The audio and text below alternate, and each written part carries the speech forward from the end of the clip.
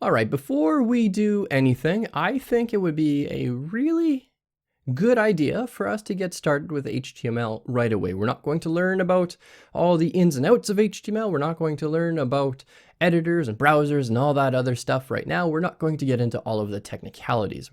Right now, what I would like us to do is simply write a little bit of HTML, and this takes no longer than about 1 minute.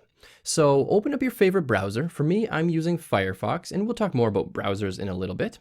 And navigate to codepen.io. And you're going to see a site that looks something along these lines. And we just want to create a new pen. Click on Create a Pen. And yeah, I'd rather not take the tour. So this is actually pretty easy. We have 3 columns here: HTML, CSS, and JavaScript. And throughout your career as a web developer, you're going to see this all the time. CodePen is very, very popular. So let's type some HTML. So I'm just going to move this over, and I'm going to make this a little bit bigger.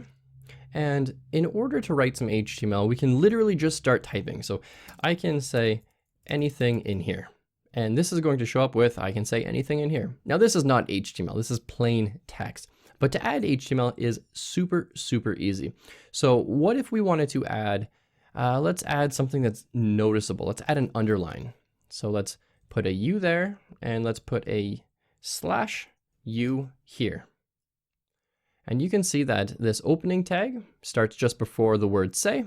So the underline starts just before the word say, and the closing tag, and again, we'll talk about tags and all the ins and outs of this, it ends right after the word anything, and this ends, or the underline ends right after the word anything.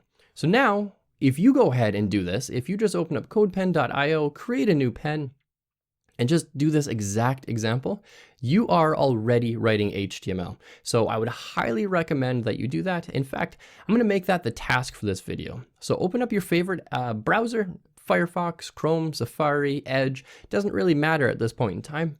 Open up codepen.io and create a new pen. And then once you've created a new pen, you'll want to type any sort of text in there, it doesn't really matter.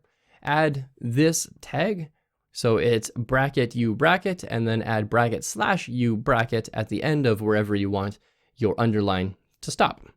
Once you do that, head on over to that next video, and we are going to learn a little bit more about browsers and editors and things like that.